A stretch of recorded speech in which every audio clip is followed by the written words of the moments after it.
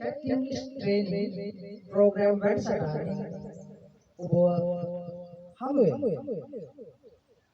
එදා අපි welcome guest පාඩමේ ඉදිරි කොටස අද බලමු.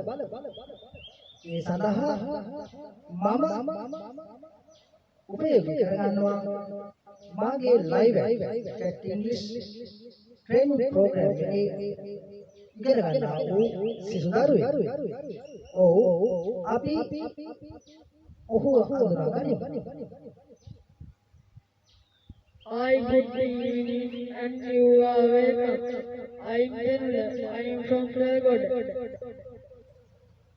ඔව් එම දරුවා ඔබ හඳුනා ගන්නා ඇතැයි මම බලාපොරොත්තු වෙනවා. අපි එහෙමනම් live chat English program එකේ එදා welcome guest පාඩමේ අවසන් කොටස එනම් අමුත්තන් පිළිගැනීම පාඩමේ තේ එකක් අමුත්තට පිළිගැනීමේ අනතුරුව අමුත්තා එය පාලනය කරනවා. ඉන්න අනතුරුව ඒ ආපසු දෙන ආකාරය මොන විදිහටද විග්‍රහ වෙන්නේ ඉංග්‍රීසියෙන් අපි බලමු. ඒක එතන සිට අපි මේ දරුවා සමග live chat එකකින් සම්බන්ධ වෙමු. හොඳයි. Here is empty cup. Yes, sure. I am busy right today, so I just go now. Okay, sir. Take care. I am best. Thank you very much, my dear. You are welcome, sir. Okay. Goodbye. See you again. Goodbye. See you again. Okay. හරි. දැන් අපි බලමු එම දරුවා සමග ගුරුතුමා කළ සංවාදයේ ඉංග්‍රීසියෙන්. Here is empty cup.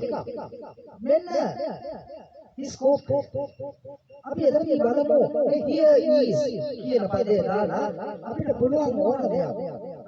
Here is bag. මෙන්න bag. Here is book. මෙන්න පොත. ආදි වශයෙන් කෝට් සංඛ්‍යාත ඒවා නාම පදේ දන්නවා නම් ඔබට here is කියලා දාලා ඒක වාචිකව ගොඩනගා ගන්න පුළුවන්. ජීවිතේ හරි වැදගත්. ඊට පස්සේ අපි බලමු දරුවා සමග ගුරුතුමා සම්බන්ධ වෙනවා ඊළඟ කොටසේ I just go now. මට දැන් යන්න තියෙනවා. ඒ වගේම තව තියෙනවා I am busy right today. ඒ කියන්නේ මට අද හරි බහුලයි. හදිසියේ වාට පුළුවන් මට අද හරි බහුලයි මට වැඩ වැඩි කියන අර්ථයෙන් දෙන්න නම් ඉවසෙදී ඕන කරගන්න ගාලුවකට කියන්න පුළුවන් I am busy right today කියලා කියන්න පුළුවන්. ඒ වගේම මම යන්නම් කියන වචනේ ගත්තාම I just go now කියලා කියන්නේ. මේවා යොදාගන්න භාවිත කරනවා. ඒ වගේම තවත් මේ පාඩමේ කොටසක් තියෙනවා take care. ඒකත් පුළුවන්. ඒ ඉංග්‍රීසි වාක්‍යයක් පුළුවන්. take care කියන්නේ පරිස්සමයි කියලා සිහි කැදීමක් කරනවා. යම්කිසි පුද්ගලයෙක් ගමන බිමන යන විට. ඒ වගේම අම්මට තාත්තට යාළුවන්ට සියලුම දෙනාට take care කියලා කියනවා.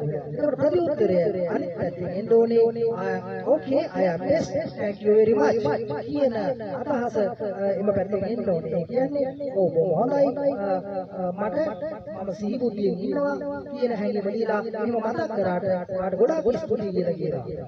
අන්න ඒ ආදී වශයෙන් ඔබගේ සැබෑ ජීවිතයේ මෙම පාඩම් මාලාව විවහල් කරගෙන ඔබගේ ඉංග්‍රීසි ධර්ම සංවර්ධනය කරගැනීමේ හැකියාව ඇතැයි බලාපොරොත්තුවේ අපි ඊළඟ දවසේ මෙම වැඩසටහන සම්පූර්ණයෙන්ම ඉංග්‍රීසියෙන් රඟ දැක්වීම සඳහා ඔබ බලාපොරොත්තු වෙන්න ඒයින්ද ඔබට මනා වැටහීමක් මෙම වෙල්කම් කිස් පාඩම තුල රැඳී යන්න මාගේ මතයයි. Okay, goodbye. See you again.